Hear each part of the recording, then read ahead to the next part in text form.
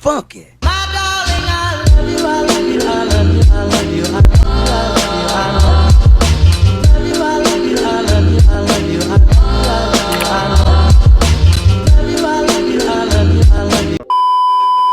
Bismillahirrahmanirrahim.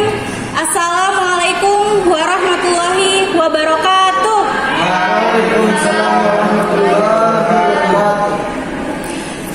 Salam sejahtera bagi kita semua. Yang terhormat Bapak Muhammad Syahrul Qadri selaku dosen mata kuliah keterampilan berbicara, dan rekan-rekan mahasiswa dan mahasiswi Universitas Mataram yang saya banggakan. Puji syukur kita haturkan kepada Allah Subhanahu wa Ta'ala, dan tak lupa salawat serta salam selalu tercurahkan kepada junjungan Nabi besar Nabi Muhammad Sallallahu Alaihi Wasallam. Terima kasih para hadirin telah berkesempatan hadir pada acara hari ini, yaitu pidato. Hidup sehat dan nyaman apabila lingkungan kita bersih, bukan? Benar bukan? Ya, dari sepenggal kalimat tersebut, para hadirin di sini tentunya sudah mengetahui apa yang akan saya bahas pada pidato kali ini. Ya, hari ini saya akan membahas mengenai kebersihan lingkungan dan cara melestarikan lingkungan. Mengapa di sini saya membahas tentang kebersihan lingkungan dan pelestarian lingkungan tersebut? Karena dunia semakin berkembang tentunya. Semakin berkembangnya dunia digital, teknologi digital, serta ilmu pengetahuan dan teknologi pun ikut berkembang. Pada saat ini, pada abad ini, lingkungan kita semakin cepat sekali rusak. Tentunya teman-teman di sini pernah menyaksikan secara langsung contoh nyata dari kerusakan lingkungan di sekitar kita. Contohlah terjadinya polusi udara di mana-mana. Kita bisa melihat bahwa kemacetan sering terjadi di seluruh daerah di Indonesia, khususnya di daerah sekitar Jabodetabek. Selain polusi udara, contoh kerusakan lingkungan alam lainnya yaitu rusaknya lapisan ozon, pemanasan global, musnahnya spesies-spesies langka, dan masih banyak lagi yang lainnya. Kerusakan-kerusakan seperti itu kian lama semakin cepat terjadi. Mengapa demikian? Karena sebenarnya kerusakan lingkungan tersebut disebabkan oleh beberapa faktor. Ada dua faktor yang menyebabkan kerusakan lingkungan tersebut terjadi. Yang pertama yaitu faktor alami dari alam itu sendiri. Dan yang kedua, ada yang bisa menebak? Manusia. Ya, betul sekali. Yaitu dari manusia itu sendiri. Yang dimaksud dengan proses alami itu sendiri yaitu lingkungan itu sendiri biasanya mengalami suatu proses untuk mencapai suatu kesetimbangan baru. Nah, bagaimana sih caranya proses alami itu dapat menyebabkan kerusakan lingkungan? Contohlah ketika kita bisa merasakan getaran atau gempa. Gempa tersebut biasanya terjadi apabila lempengan-lempengan di dasar laut mengalami pergeseran. Nah, pergeseran tersebut kemudian akan menimbulkan gempa di dasar laut dan juga dapat menimbulkan tsunami. Dan gempa tsunami tersebut dapat dan sangat berdampak buruk bagi lingkungan. Dan yang kedua, faktor manusia. Faktor manusia itu sendiri, kalau kita pikir-pikir kan manusia itu tinggal di lingkungan tempat tinggalnya. Terus mereka hidup melalui lingkungan tersebut. Mereka makan melalui dengan apa yang ada di sekitar lingkungan tersebut, seperti sayur lah, seperti sayur mayur dan lainnya. Lalu tidak sedikit manusia yang menyalahgunakan sumber daya alam yang ada di lingkungan kita atau di lingkungan sekitar kita.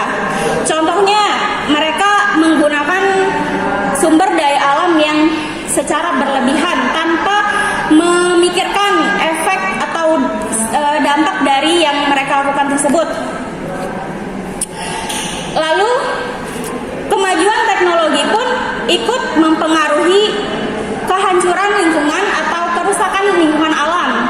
Contohnya, kan semakin maju teknologi, maka semakin banyak, apalagi pemuda zaman sekarang, zaman milenial, itu banyak menghabiskan waktu untuk bermain gadget, sehingga banyak dari mereka tidak memperdulikan kelestarian lingkungan yang ada di sekitarnya.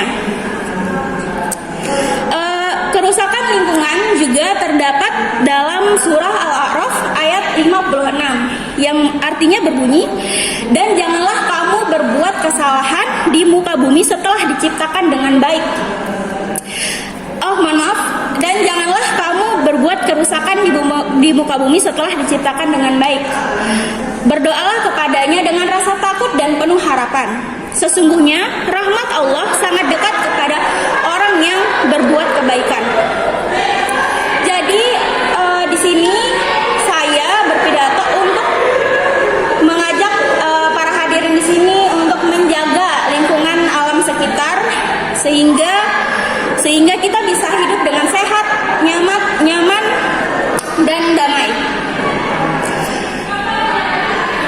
Kita bisa jika lingkungan rusak, tentu kita akan kesulitan untuk menjalani hidup atau merasa aneh atau merasa kurang enak gitu menjalani hidup ketika lingkungan kita rusak. Ketika lingkungan tersebut rusak, marilah kita bersama-sama untuk memperbaikinya dengan cara menanam pohon-pohon, menanam bibit-bibit, menanam tumbuhan dan lain sebagainya yang dapat memperbaiki lingkungan sekitar. Jadi intinya dari pidato saya kali ini, marilah kita hidup sehat dan nyaman melalui lingkungan yang bersih. Sekian dari saya. Apabila ada kata-kata yang salah atau ucapan yang menyinggung hati kalian, mohon dimaafkan. Dan saya berharap kalian dapat mengambil sisi positif dari apa yang telah saya sampaikan pada pidato kali ini. Sekian dan terima kasih. Akhirul kalam. Wassalamualaikum warahmatullahi wabarakatuh. Waalaikumsalam warahmatullahi wabarakatuh.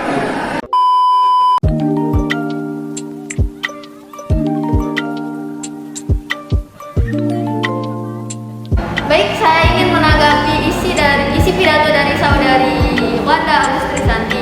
Untuk isinya sudah sangat bagus, berisi tentang bagaimana mengedukasi kita untuk selalu dan senantiasa menjaga lingkungan dan kebersihan yang ada di sekitar kita, untuk melakukan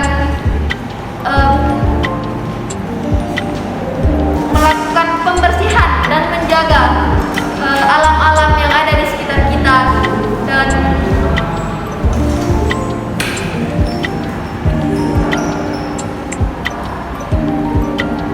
dan memberikan kita pencerahan dan pandangan betapa pentingnya kita sebagai manusia atau makhluk hidup yang tinggal di bumi untuk senantiasa menjaga lingkungan, menjaga kebersihan, dan melakukan hidup sehat dan bersih di lingkungan tempat kita tinggal, agar kita juga terhindar dari bahaya-bahaya seperti timbulnya penyakit dari lingkungan yang kotor, terus dan lain sebagainya. Untuk kritiknya, ketika kamu menyampaikan pidato, sebaiknya jangan terlalu banyak gerak. Maksud saya adalah melakukan gerakan-gerakan yang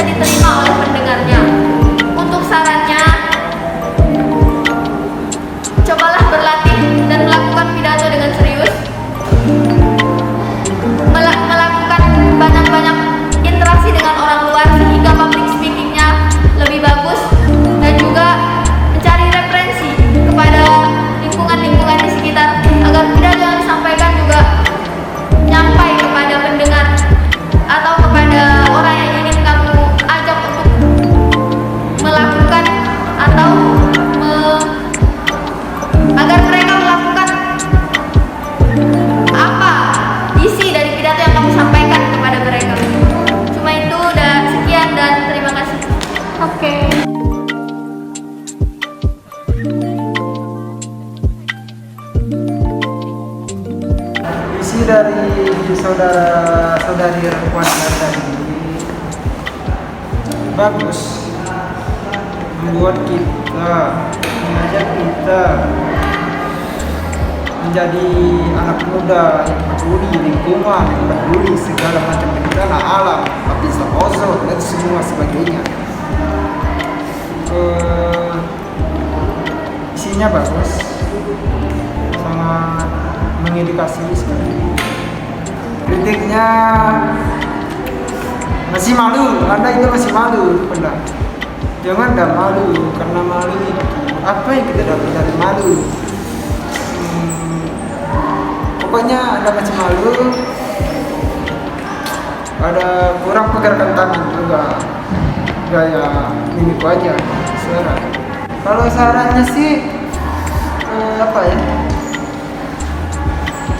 Banyak juga saran. Saran saya cuma tidak lagi mendiamkan itu, harus bergaul sama orang-orang hebat seperti Saudara Wir yang juga hebat ya.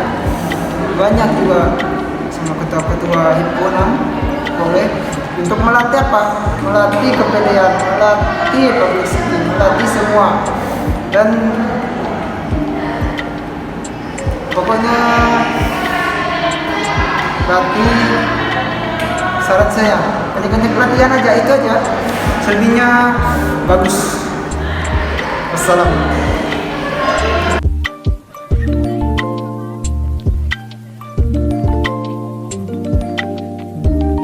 Oke, baik, tanggapan saya atas isi dari pidato Saudari Wanda Susanti.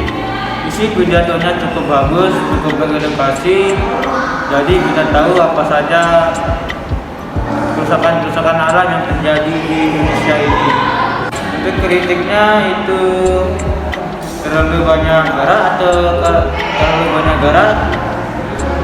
Terus agak kelihatan malu, itu aja sih. Mungkin terlalu banyak garaknya karena grogi atau apa ya, gitu ya, itu aja sih. Oke, sarannya alangkah lebih baiknya kalau Saudari Wanda ini harus percaya diri, harus sering-sering bergaul biar rasa percaya dirinya timbul. Terus intinya itu dah, percaya diri nomor 1.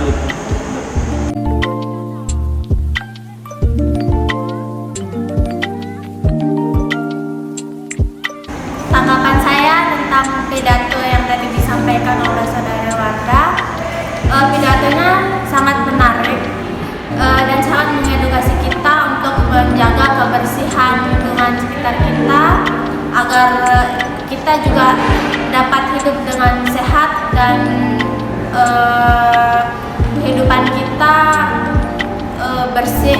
Saran saya mungkin lebih